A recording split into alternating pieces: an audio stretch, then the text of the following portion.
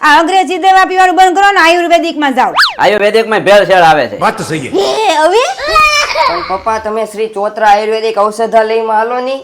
મારે ક્યાંય જવાનું થતું નથી. પણ પપ્પા જો એની દવામાં સ્ટીરોઇડ અથવા કેમિકલ નીકળે તો 1 લાખ રૂપિયાનું ઇનામ છે. मेरे को जाना पड़ेगा.